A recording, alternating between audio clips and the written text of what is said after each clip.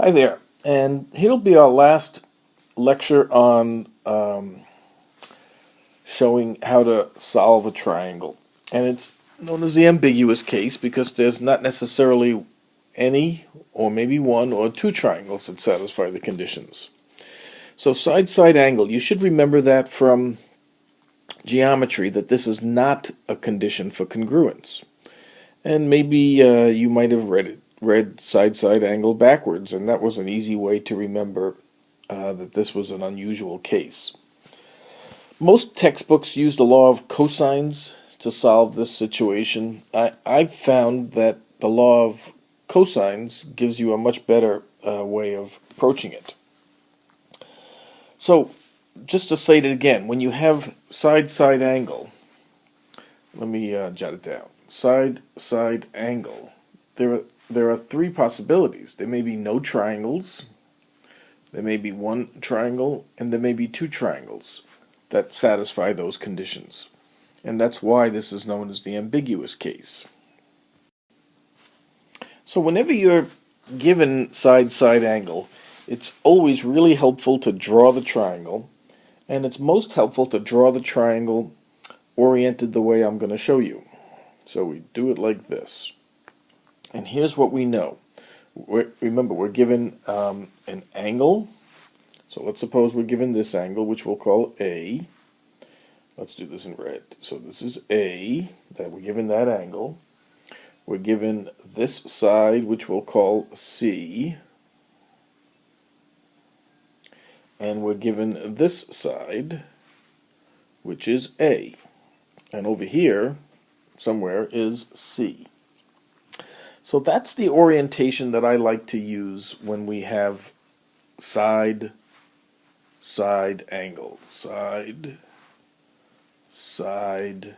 and then angle. Now, here's part of this reasoning. Suppose we draw the altitude right there. Now, one of the things we know that is if A is less than H, here's H, there's no way that we can swing A down and have it hit the triangle. So when A is less than H, there are no triangles. Now, how about if A is greater than C? And if A is greater than C, or A is equal to H, there's only going to be one triangle. And again, if I can kind of help you, if A is bigger than this, and we swing it down, it's going to hit here, and then if I keep swinging it, it's going to hit over here, which won't be part of this triangle. So the only triangle will happen when it hits somewhere over here. And finally, the last case, if A is bigger than H, but less than, or I guess equal to C, there'll be two triangles. And the way that will look is it'll hit here and then it'll hit here. I guess it has to be strictly less than C. I'll try to fix that. Strictly less than. All right, so it helps. I think it is really helpful for you to draw this picture, to think about what happens as this line swings down. Will it hit it at all? Will it hit it once? Will it hit it twice? And it all has to do with this.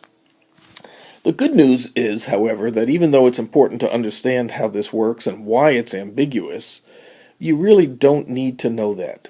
If we use the law of cosines correctly, that will give us exactly the number of solutions and what the solutions are without having to consider all of this stuff. So let me try to help you understand this with maybe an example. Okay, so in this picture, as before, suppose we're given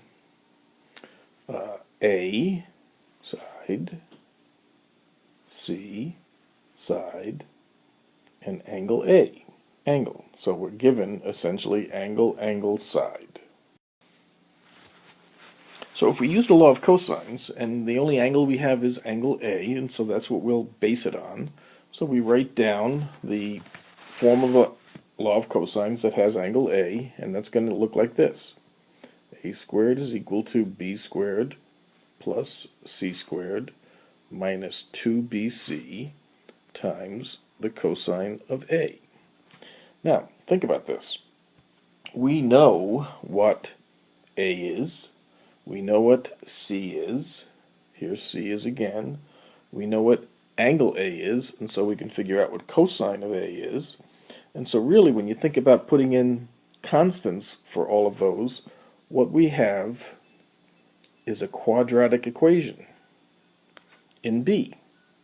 And we know that a quadratic equation can have no real solutions, or maybe one real solution, or maybe two real solutions. And in the case where it has two, and one is positive and one is negative, really that means only one triangle that satisfies it. So here's how we can use the law of cosines and immediately know what the solutions are and how many there are. Alright, so examples are the key to understanding this, and so here's a situation, and let's suppose that we have the following given information. Okay, so those are the pieces of information that we have, and again, that's going to be that's going to be side, side, angle. Let me fill them in. And so I'm going to use the law of cosines to figure out what side B is. Alright, so I'll write that down. Okay, so there's the form of the law of cosines that I need to use. Now I'll fill in the information that I know. Alright, so I filled in what we know, and again, please notice that B is the only variable, and this is actually a quadratic. And so I can solve this. It's simplest to just solve it on my calculator, and when I do that, here's what I get for B. I get two solutions. I find that B can either equal 4.89 or B might equal 10.43. So there are two real positive solutions to this quadratic equation in B. Two real positive solutions, and so there are two distinct triangles that have this given information. Right, so what do we do now? Well, let's move on to the next page and take a look. What I find to be the most helpful here is to make a chart and include the information that I know. And I have to fill in more information than usual because there are two different triangles that we're going to be solving for. So see if you can follow how this chart comes about. So there are two possible triangles here. So this will be triangle 1, and this will be triangle 2. And in red I'll put the information that doesn't change. So A is 40 degrees, always 40 degrees. And side A is always 7, and side C is 10. So those don't change. Now remember, on the previous screen, we found two choices for B.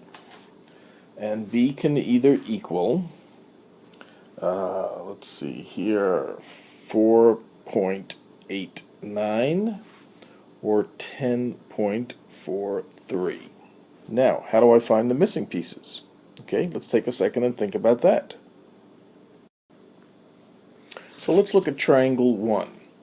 I can use this relationship, that let me get my pen going, that the sine of angle A over A is equal to the sine of C, which I don't know, over C.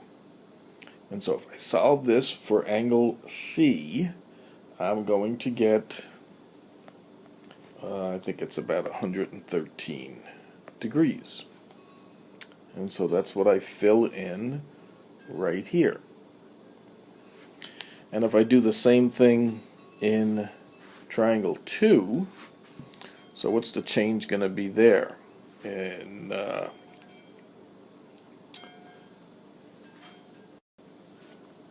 so there's really no change. The other possibility for C is that C is equal to, what will it be, 67 degrees? They both have the same sine value. So up here, this is going to be about 67 degrees. And then once we have two angles with degrees, we can easily fill in the third ones, right? So here, this is going to be 27 degrees because those three angles will add up to 180, all right? And what's this one going to be? What's this one going to be? Did you get it? That's going to be there we go, 73 degrees. And there we go, two distinct triangles, very different looking, given the conditions side angle. So there are lots of other different cases, as I've said. You might get no triangles, you might get one triangle, but it all follows from solving the law of cosines and figuring out if that quadratic solution is two positive reals, one positive real, or no reals, no positive reals. So lots of different possibilities, and you'll have plenty of practice with that, I think, when you're trying to master the law of cosines. So that finishes our work with solving triangles, and when we come back next, we'll be looking at solving equations involving trigonometric equations. See you then. Good luck.